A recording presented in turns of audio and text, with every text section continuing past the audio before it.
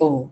आइए सृष्टि के प्रारंभ में वेद ज्ञान का उच्चारण करने वाले प्रभु का स्मरण करें और श्रद्धा पूर्वक नमन करें। ओम यो भूतं च भव्यं च सर्वं यश्चाधितिष्ठति स्वर्यस्य च केवलं तस्मै ज्येष्ठाय ब्रह्मणे नमः। तस्मै ज्येष्ठाय ब्रह्मणे नमः। ओम। परमपिता परमेश्वर सत्य के प्रकाशक हैं। वेद ज्ञान के द्वारा प्रभु ने सब सत्य विद्याओं का प्रकाश किया है। हमारे सत्य कर्तव्यों का वेदों में प्रतिपादन किया है। आइए धीरे धीरे वेद ज्ञान को जानने का प्रयास करते हैं। ऋग्वेद का स्वाध्याय प्रथम मंडल 35वां सूक्त और आज चौथा मंत्र। ऋषि हैं हिरण्यस्तोप आंगिरसः देवता सविता और छंदुष्टो स्वरदैवत। मंत्र को शीर्षक दिया है शक्ति व प्रकाश का केंद्र। मंत्र पाठ करेंगे। ओम अभिव्रतं कृष्णैर विश्वरूपं हिरण्यशम्यं यजतो बृहन्तम् आस्थाद्रथं सविता चित्रभानुः कृष्णारजांसि तवीशिं दधानः। कृष्णारजांसि तविशिं दधानः। कहते हैं यजतः संगति करने के योग्य, सविता सब कार्यों में प्रवर्तक सूर्य, रथम अपने रथ पर आस्थात स्थित होता है और रथ अभिव्रतम सब दिशाओं में वर्तमान होने वाला अर्थात जाने वाला है। सूर्य अपने प्रकाश के द्वारा सर्वत्र पहुंचता है। संभवतः यहाँ अभी शब्द का भाव दोनों ओर लेना अधिक संगत है।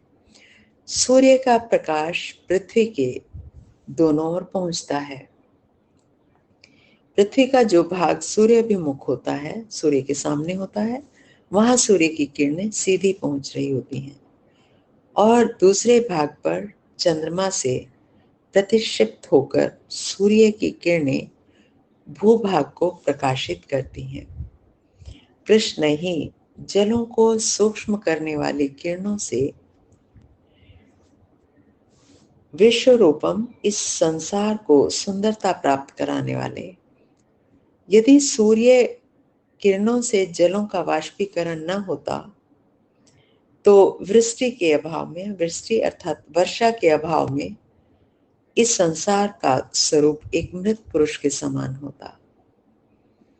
सूर्य से सारा जल आकाश में मेघों के रूप में एकत्रित होता है और फिर सूर्य की ऊष्मा से ही, उसके तेज ताप से ही वो बादल छिन्न भिन्न होकर बरस जाते हैं। उसी से धरती, पूरा संसार आलोकित होता है, सुंदर होता है और देखने और भोगने के योग्य होता है। सही कहा, यदि वर्षा ना हो, और वर्षा कब होती है? सूर्य से, सूर्य के प्रताप से। सूर्य ना हो तो ये सृष्टि देखने, दृश्य और भोग्य नहीं होगी। तो कहा वृष्टि, वर्षा के अभाव में इस संसार का स्वरूप एक मृत पुरुष के समान होता। हिरण्यशम्यम, यह रथ स्वर्ण के शंकुओं वाला है। इसकी एक एक किरण की जो सुई है, सूर्य की एक एक किरण की सुई के समान है, अथवा सब अन्य ज्योतियों को शांत करने वाला है। सूर्य का प्रकाश इतना तीव्र होता है कि अन्य ज्योतियां दिखाई नहीं देती। तारे दिन में भी होते हैं, लेकिन तारे कहीं चले थोड़ी जाते हैं, नक्षत्र, ग्रह, उपग्रह। लेकिन सूर्य का प्रकाश इतना तीव्र होता है कि वो दिखाई नहीं देते। इसी को कहा अथवा सब अन्य ज्योतियों को शांत करने वाला है। इसके उदित होने पर अन्य ज्योतियों का प्रकाश मंद पड़ जाता है। वृहंतम, इसका यह रथ वृद्धि का कारणभूत है। सब उपज इसी के कारण होती है। सूर्य किरणों के अभाव में पृथ्वी में भी उपजाऊ शक्ति का अभाव हो जाता है। यह सूर्य चित्रभानु हो, अद्भुत किरणों व प्रकाश वाला है।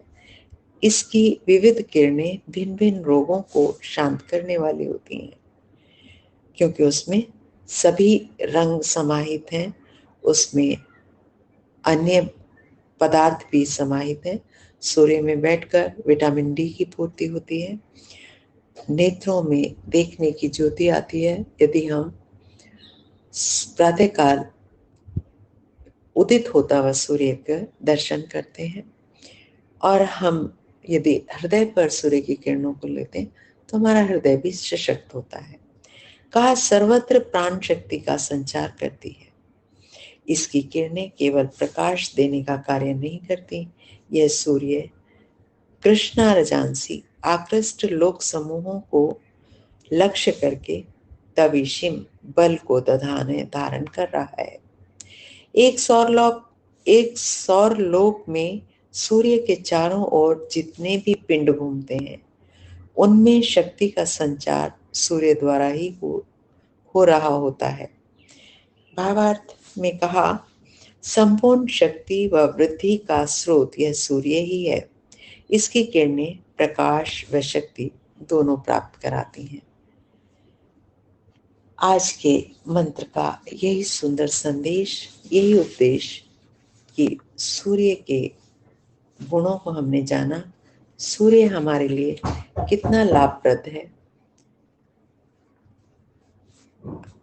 आज के मंत्र का यही सुंदर संदेश। ओम इति शम नमस्ते जी, धन्यवाद।